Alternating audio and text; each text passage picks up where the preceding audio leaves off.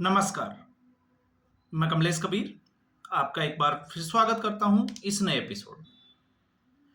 आज के इस एपिसोड में हम बात करेंगे पहलगाम अटैक के बाद भारत में जो रिएक्शन हुए उनके ऊपर। भारत में लोग जो है वो दो वर्गों में विभाजित है। एक जो ऐसे संवेदनशील मुद्दों में देश की भावनाओं के साथ खड़े नजर आते हैं, और एक वो लोग जिनको रातों रात स्टार बनना है। और स्टार बनने के लिए क्या किया जाए? किसी भी तरीके से ऐसा कुछ किया जाए कि वो सुर्खियां बने, विवादों में खड़े हो जाए। और ऐसे लोगों को कोई डर भी नहीं है। अब डर क्यों नहीं है? क्योंकि कहा तो यह जाता है कि नरेंद्र मोदी तानाशाह है, लेकिन मुझे लगता है कि ऐसे मामलों में नरेंद्र मोदी सरकार को तानाशाह बन जाना चाहिए था। और अगर अभी भी उनके ऊपर एक्शन नहीं लिया तो इस आने वाले समय में देश और समाज सबको इनका जो है वो भुगतान करना पड़ेगा, और फिर उसकी सबसे बड़ी जिम्मेवारी जो है वो सरकार की होगी। ये आप मान के चलिए।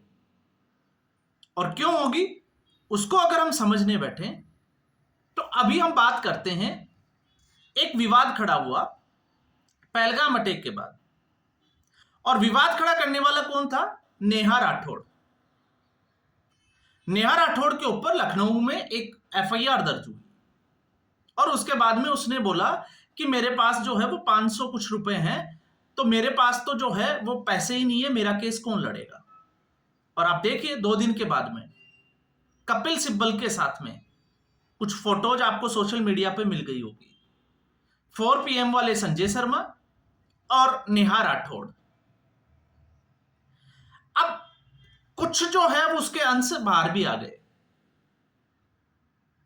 अब जब मैं ये कहता हूं कि ये आखिर क्यों जरूरी है हमें समझना, हमें क्यों इन पर बात करनी चाहिए। आपको क्या लगता है संजय शर्मा कौन है? तो संजय शर्मा एक पत्रकार है। तो अगर पत्रकार की हैसियत से वो किसी के ऊपर सवाल खड़े करता है तो हमें समझ में आता है कि ठीक है, वो अपना काम कर रहा है। लेकिन उससे बड़ा सवाल यह है कि ये नेहा सिंह राठौड़ कौन है? तो नेहा सिंह राठौड़ जो कल तक सोशल मीडिया पर नाचती थी, आपको अंदाजा होगा, आप उसका सोशल मीडिया खंगाले। और फिर उसके बाद में उसको लगा कि वो तो बहुत बड़ी होगी, क्योंकि काबा से बाबा जो भी वो करती थी उलझुलूल हरकतें, तो आजकल सोशल मीडिया इन चीजों से भरा पड़ा है। ट्रेंड कर जाती है। ट्रेंड क्यों कर जाती है? क्योंकि लोगों का एक वर्ग होता है जो इन्हीं चीजों को देखना पसंद करता है। अब फॉलोवर्स बढ़ गए तो उसको लगा कि वो तो रवीश कुमार से भी बड़ी जो है वो पत्रकार बन गई, वो तो सरकार से सवाल पूछने लग गई। और फिर उसके बाद में पहलगाम अटैक के ऊपर भी उसने टिप्पणी कर दी। तो कल तक जो नचनिया थी, आज वो कपिल सिब्बल के साथ बैठी है। ये उसका स्टैंडर्ड उसने अपने आप को तैयार कर लिया। और फिर उसके बाद में कपिल सिब्बल उससे क्वेश्चन करता है देश की सुरक्षा को लेकर और अभिव्यक्ति की आजादी का हवाला देते हुए। ऐसी दो कौड़ी की लड़कियां, मैं सीधे बोलता हूं, क्योंकि महिला सम्मान अपनी जगह है। जहां देश हित की बात आती है तो वहां मुझे लगता है कि देश हित सर्वोपरि होना चाहिए। और आप सोच के देखिए कि आज वो लड़की, जिसको मुझे लगता है कह भी ढंग से पढ़ना नहीं आता होगा, और आपने देखा उसका लुक, उसने अपने आप को चेंज किया, और वो कपिल सिब्बल को जवाब दे रही है, और कपिल सिब्बल उनको क्वेश्चन कर रहा है। आप सोच के देखिए, संजय शर्मा और कपिल सिब्बल, मैं उसकी बात नहीं कर रहा, क्योंकि संजय शर्मा तो पत्रकार है, लेकिन नेहा सिंह राठौड़ और कपिल सिब्बल का क्या कॉम्बिनेशन है? तो कॉम्बिनेशन क्या है उसको अगर आपको समझना है तो आपको समझना पड़ेगा कि कपिल सिब्बल ने अब तक कौन से मुकदमे हाथ में लिए। ट्रिपल तलाक, सीए के खिलाफ, इसके अलावा आपने देखा होगा धारा 370 का जम्मू कश्मीर की जो पुनर्विचार याचिका लगाई गई उसके ऊपर, और तमाम तरह के, चाहे वो वक्फ संशोधन अधिनियम की बात हो, राम मंदिर का मुद्दा हो, जो देश के खिलाफ मुद्दे हैं उनका वकील है कपिल सिब्बल। अब जब नेहा सिंह राठौड़ ये कहती है कि फीस देने के पैसे नहीं है, तो आप सोच के देखिए, कपिल सिब्बल की तो लाखों में फीस होगी, लेकिन बराबर बैठ गई ना। और अब हम और आप लोग कहेंगे नहीं, नेहा सिंह राठौड़, अब हम उसको फॉलो करना स्टार्ट करेंगे और फिर हम उससे सीखने की कोशिश भी करेंगे। तो आप मुझे एक चीज देखिए, जो जिसकी मैं बात करता हूं, अगर आप गधों से सीखोगे तो क्या बनोगे, आप सोच के देखिए। और जब मैं ये कहता हूं तो मैं ऐसा नहीं है कि मैं नेहा सिंह राठौड़ की ही बात कर रहा हूं। ये हमारे समाज की विडंबना है कि ऐसे लोग जो है वो अब और वो देश चलाने की बात करते हैं, वो सिखाते हैं कि देश कैसे चलाया जाता है।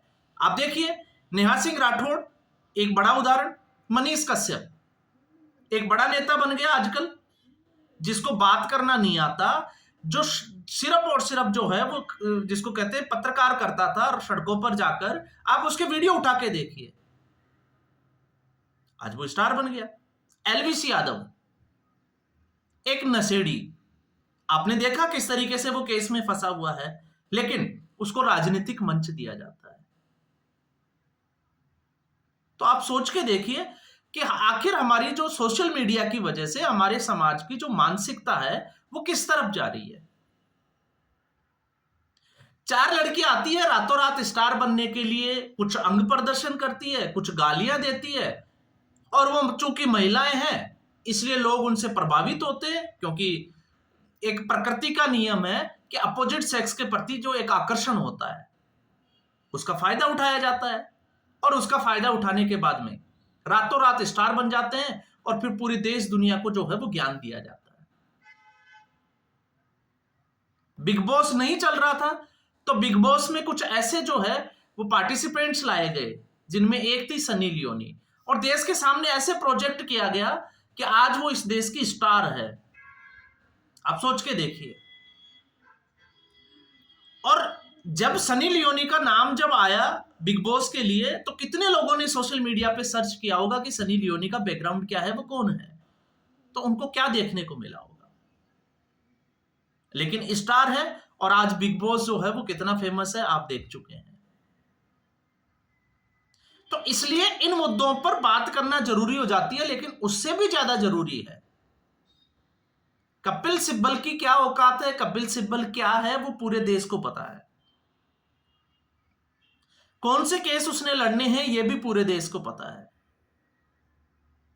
हो सकता है कल को पहलगाम के आतंकवादी पकड़े जाएं और कपिल सिब्बल जो है वो उनकी वकालत करते हुए नजर आए, क्योंकि वो उनका पैसा है। संजय शर्मा का भी हमें समझ में आता है, चाहे वो कितना ही देश के खिलाफ जो है वो अनर्गल बातें करता हो, मैं उसमें नहीं जाता। रवीश कुमार, अजीत अंजुम, बहुत सारे लोगों की एक फहरिस्त है जो लोग इस तरीके का काम करते हैं, लेकिन कम से कम वो उस व्यवसाय से जुड़े हुए तो हैं, वो पत्रकारिता से जुड़े हुए तो हैं। कोई 10 साल से जुड़ा हुआ है, कोई 20 साल से, कोई 40 साल से जुड़ा हुआ है। अगर वो इस तरीके की कोई बैठकर बात करे तो समझ में आता है, चाहे वो किसी भी तरफ से बात करे, चाहे वो लेफ्ट विंग की बात करे या राइट विंग की। लेकिन कल की नचनिया आके अगर इस जो एक डांसर जो सोशल मीडिया पे डांस करती थी, आज वो कपिल सिब्बल के साथ बैठकर, तो कपिल सिब्बल इस समाज को क्या मैसेज देना चाहते हैं, आप सोच के देखिए। और इसी वजह से आज जो भारत की स्थिति बनी हुई है, और इन लोगों को फीड कहां से मिलता है, खाना कहां से मिलता है, तो उसका एक ताजा उदाहरण मैं आपको बता देता हूं।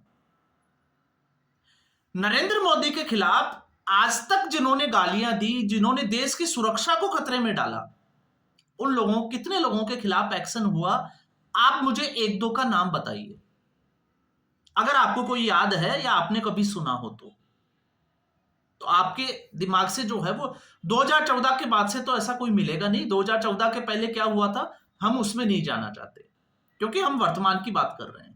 तब आपातकाल हुआ था, कैसे लोगों, पत्रकारों को बंद कर दिया गया था, कुछ को मारा भी गया, कई चीजें हुई, हम उसमें नहीं जाते। 2014 के बाद में किसके ऊपर ऐसा एक्शन हुआ, आज तक नहीं हुआ। लेकिन आप सोच के देखिए, अभी सोनू निगम की जब हम बात करते हैं तो सोनू निगम भी एक पचड़े में फंसे हुए हैं। विवाद क्या था, सोनू निगम की आप क्लिप को देखोगे तो आपको अंदाजा लगेगा कि विवाद क्या था। विवाद यह था कि एक लड़के ने जबरदस्ती कन्नड़ में गाने के लिए बोला गया, और सोनू निगम ने कहा कि वो बहुत जितनी उसकी उम्र है उससे ज्यादा वो कन्नड़ में गा चुके हैं। मामला बढ़ गया। लेकिन सोनू निगम ने यह कह दिया कि इसी वजह से आज पहलगाम जैसी घटनाएं हो जाती है। तो वो उन्होंने क्या गलत कह दिया? लेकिन कर्नाटक में क्योंकि कांग्रेस पार्टी की सरकार है तो उनके ऊपर एफआईआर दर्ज हो चुकी है। और ये ऐसे लोग जो बाहर घूम रहे हैं और फिर कल को कोई पार्टी इनको टिकट दे दे और ये संसद तक या विधानसभा तक पहुंच जाए तो इसमें कोई बुराई नहीं है। हमें आश्चर्यचकित नहीं होना चाहिए, क्योंकि कुछ राजनीतिक पार्टियां तैयार बैठी है। तो ये एक तरीके से एक ऐसा सिस्टम बन गया है सोशल मीडिया पे कि अगर आपके फॉलोअर्स है तो आपको राष्ट्रीय जो सुरक्षा है उन मुद्दों के लिए भी आप उनकी जानकारी रखते हो। आप कुछ भी बोल दो, आपके इंटरव्यू जो है वो वायरल किए जाएंगे, बड़े बड़े लोग जो है वो लाइन में खड़े रहेंगे। क्यों? क्योंकि आपके लाखों करोड़ों व्यूवर्स है। ध्रुव राठी, आज उसको हर विषय का ज्ञान है। धरती का जो है, धरती कैसे बनी, अमेरिका में क्या हो रहा है, भारत में क्या हो रहा है, वो जर्मनी में बैठा है, वो भारत की सुरक्षा की बात करता है, वो किसानों की बात कर लेता है, फिर उसके बाद में वो जो है वो बिजली की भी बात कर लेता है, उसको बीजेपी की भी नॉलेज है, उसको आम आदमी पार्टी की भी नॉलेज है। आखिर ऐसे कैसे हो सकता है? आप सोच के देखिए कि जो व्यक्ति अमेरिका की भी नॉलेज रखता हो, जो समुद्र का भी ज्ञान रखता हो, धरती की उत्पत्ति कैसे हुई, साइंस फेल हो जाती है, लेकिन ध्रुव राठी उसमें जो है वो ज्ञान देता है और लोग उसकी वाह वाह करते हैं। ये सोशल मीडिया का जमाना है और ये सोशल मीडिया के इन्फ्लुएंसर है जो लोगों को इन्फ्लुएंस करते हैं। कुछ धर्म के नाम पे करते हैं, कुछ जाति के नाम पे करते हैं, और कुछ जो है वो भ्रामक जानकारियां फैलाते हैं। क्यों? क्योंकि इससे उनके वीडियो जो है वो दिन दुगनी और रात चौगुनी जो कहावत होती है उसके साथ वो जो है वो ट्रैफिक में आ जाते हैं। तो आप सोच के देखिए हम किस तरफ जा रहे हैं। और उससे भी बड़ा जो है, जब मैं बात करता हूं कि एक देश का कानून मंत्री रहा हुआ उस नचनिया का इंटरव्यू ले रहा है, इससे ज्यादा बुरे दिन इनके क्या आएंगे? विपक्ष की जब मैं बात करता हूं तो इससे ज्यादा विपक्ष के कौन से बुरे दिन आने वाले हैं? आप सोच के देखिए। तो आज के एपिसोड में बस इतना ही। आप क्या सोचते हैं? अपनी राय जरूर रख सकते हैं। और अगर आपको वीडियो पसंद आया तो वीडियो को लाइक करें, शेयर करें, चैनल जरूर सब्सक्राइब करें। धन्यवाद।